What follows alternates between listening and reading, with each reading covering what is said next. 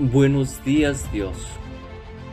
Reflexión del Evangelio del día por Monseñor Luis José Rueda Aparicio, arzobispo de Bogotá y primado de Colombia. Abre tu corazón a la palabra de Dios.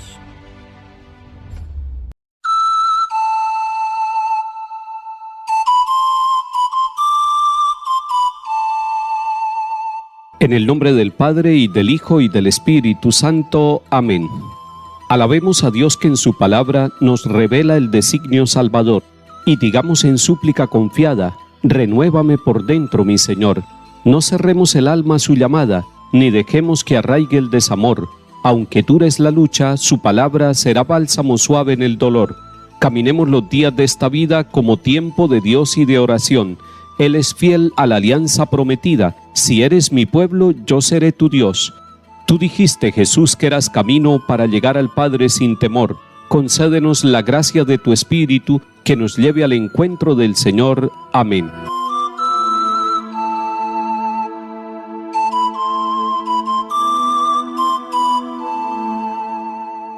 Lectura de la carta del apóstol San Pablo a los Romanos, capítulo 11. Hermanos, ¿habrá Dios desechado a su pueblo? De ningún modo. También yo soy israelita, descendiente de Abraham, de la tribu de Benjamín. Dios no ha desechado al pueblo que él eligió. Pregunto ahora, ¿han caído para no levantarse? Por supuesto que no. Por haber caído ellos, la salvación ha pasado a los gentiles para dar envidia a Israel. Por otra parte, si su caída es riqueza para el mundo, es decir, si su devaluación es la riqueza de los gentiles, ¿qué será cuando alcancen su pleno valor? Hay aquí una profunda verdad, hermanos, y para evitar pretensiones entre ustedes, no quiero que la ignoren. El endurecimiento de una parte de Israel durará hasta que entren todos los pueblos. Entonces todo Israel se salvará, según el texto de la Escritura. Llegará de Sión el libertador para alejar los crímenes de Jacob. Así será la alianza que haré con ellos cuando perdone sus pecados. Considerando el Evangelio son enemigos, y ha sido para su bien. Pero considerando la elección, Dios los ama en atención a los patriarcas, pues los dones y la llamada de Dios son irrevocables. Palabra de Dios, te alabamos, Señor. Cuando ustedes lean la carta a los Romanos en el capítulo 11, es necesario que tengan en cuenta varias cosas. Primero, que la salvación, la alianza, la elección se dio con Abraham, y que después toda la ley, el culto y todo lo que existe en Israel fue un don de Dios que eligió al pueblo de Israel. Esto lo está diciendo Pablo. Está diciendo que él también es descendiente de Abraham, que él es de la tribu de Benjamín y que hace parte del pueblo que fue elegido por Dios. Y por eso, cuando hace la pregunta, ¿habrá Dios desechado a su pueblo?, él responde claramente: de ningún modo. Dios no rechaza a su pueblo. Es probable que el pueblo haya rechazado al mismo Dios, que no haya descubierto el amor de Dios, pero Dios se mantiene fiel. Dios no tiene oscilaciones, a pesar de la infidelidad de nosotros, su pueblo, a pesar de la infidelidad histórica del pueblo de Israel en el Antiguo Testamento. Sin embargo, Dios permanece fiel en su amor a la promesa que ha hecho al pueblo elegido. Y cuando leamos este capítulo 11 de la carta a los Romanos, debemos tener en cuenta también que en tiempos de Pablo, después de Jesucristo el Señor, el Evangelio fue buena noticia no solamente para los israelitas, sino para los gentiles. Es más, que los gentiles, es decir, los paganos, los pueblos y culturas y naciones que no hacían parte del pueblo elegido de Israel, también ellos empezaron a formar parte de esa promesa. Ellos también recibieron el Evangelio. Esto debemos tenerlo en cuenta por varias razones, porque cuando se lee el capítulo 11, se está diciendo que los paganos recibieron el Evangelio, mientras que los israelitas endurecieron el corazón, pero que el hecho de que los gentiles hayan recibido el Evangelio significa que toda la humanidad va a recibir también la buena noticia y va a aceptar el reino de Jesucristo, y que por lo tanto Israel tampoco va a quedar por fuera, sino que va a ser parte también de su pueblo. Ellos también van a ser elegidos como lo han sido siempre y no van a quedar excluidos de la salvación. Así lo dice Pablo. Dice en el capítulo 11 que finalmente todo Israel se salvará, porque de allí nace la salvación, porque de allí viene Jesucristo el Señor, nacido de la Santísima Virgen María, porque el Evangelio empezó allá en el vientre de la Virgen, porque el Evangelio empezó en el hogar de María y de José, porque el Evangelio se transmitió a la humanidad cuando el Señor Jesús le dijo a los apóstoles: vayan hasta los confines del orbe. Todo el mundo está llamado por Dios a través de la misión apostólica, a través de la misión de la Iglesia.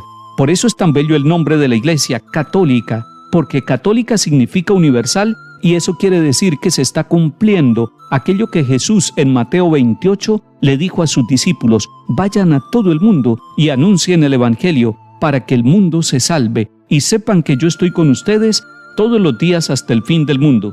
Pues bien, el nombre de católico es una misión, no solamente es un nombre, es la tarea y la misión que el Señor nos ha confiado de sentirnos elegidos de Dios, de sentirnos llamados a la salvación, pero llamados y enviados para que otros que no han conocido al Señor también lo conozcan. Es esa bella misión misionera.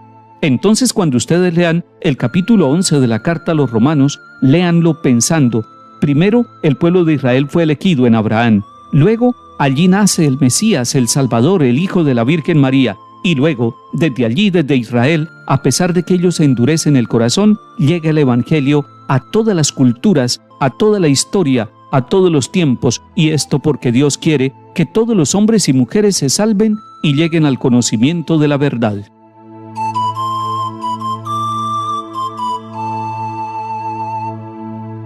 Salmo 93. Dichoso el hombre a quien tú educas, al que enseñas tu ley, dándole descanso tras los años duros. Porque el Señor no rechaza a su pueblo, ni abandona su heredad. El justo obtendrá su derecho, y un porvenir los rectos de corazón. Si el Señor no me hubiera auxiliado, ya estaría yo habitando en el silencio. Cuando me parece que voy a tropezar, tu misericordia, Señor, me sostiene.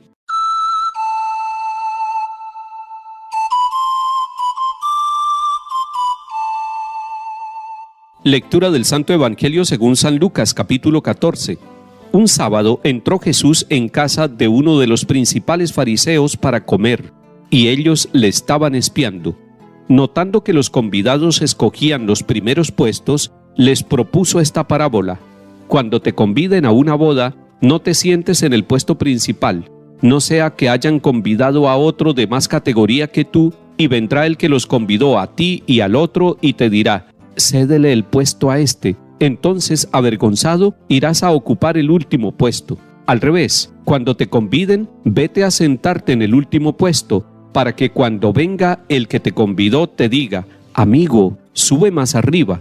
Entonces quedarás muy bien ante todos los comensales, porque todo el que se enaltece será humillado, y el que se humilla será enaltecido. Palabra del Señor. Gloria a ti, Señor Jesús. Tomamos el capítulo 14 de Lucas que nos propone hoy la Iglesia. El centro del Evangelio y de toda la palabra de Dios es el Señor Jesús. Por eso podemos mirar en este capítulo 14 que hemos leído hoy 3 partes que nos ayudan a entender la palabra de Dios. Una primera parte nos está narrando qué fue lo que sucedió, cuándo sucedió y quiénes estaban. ¿Qué fue lo que sucedió? Que Jesús entró a la casa de uno de los fariseos para comer. ¿Cuándo fue eso? Un sábado. ¿Y quiénes estaban? Estaban muchos invitados y lo estaban espiando. Estaban con una actitud negativa hacia Jesús. Lo invitan, pero lo están espiando, tratando de juzgarlo. Y Jesús nota que los convidados escogen los primeros puestos.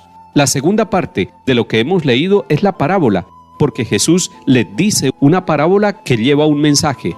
Es una parábola sobre una boda y sobre la ubicación de los invitados en la boda y sobre la actitud del que invita. Puede ser que en un momento el que invita, el anfitrión, le diga a alguno: déjele el puesto a este que es un invitado de más categoría, dice el Señor Jesús. Pero que si alguien maneja un perfil humilde, un perfil sencillo y se ubica en los últimos puestos, puede recibir de aquel anfitrión de la boda una buena noticia: amigo, sube más arriba.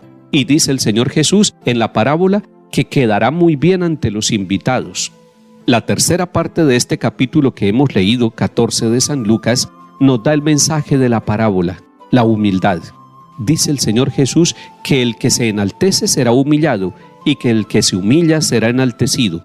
Esa parábola de ubicarse en los últimos puestos y más bien que sea invitado a ascender, es una enseñanza de la humildad. Jesús ocupó el último puesto y fue invitado por Dios después de estar en el último lugar, como un maldito, como un rechazado allá en la cruz, y está ocupando el último lugar como relegado de todos, como rechazado de todos. Solamente la Virgen María y Juan y algunas personas están allí cerca. Los demás han rechazado a Jesús, lo han dejado en el último puesto, y sin embargo el Padre Dios lo llama a ocupar el primer puesto a su derecha en la gloria eterna con la resurrección. Esta parábola está mostrando que Jesús es el humilde que es llamado a participar en la boda plena, pero nos está dando un mensaje a nosotros para que en nuestro comportamiento, en este sábado, mañana domingo y en todas las semanas que el Señor nos regale, tratemos de buscar siempre una actitud humilde en nuestra vida, en nuestras relaciones sociales, en nuestra espiritualidad, para permitir que el Padre nos levante, nos lleve de la mano y nos haga compartir la gloria de su Hijo Jesucristo el Señor. Que la Virgen María acompañe nuestras familias. Ella es humilde, ella es sencilla, ella es transparente y ella es la reina, ella es la madre del Salvador. Que ella nos ayude a caminar por senderos de humildad y de sencillez. En el nombre del Padre, y del Hijo, y del Espíritu Santo. Amén.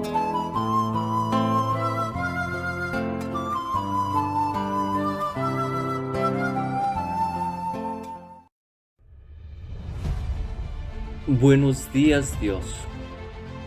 Reflexión del Evangelio del día por Monseñor Luis José Rueda Aparicio, arzobispo de Bogotá y primado de Colombia. Abre tu corazón a la palabra de Dios.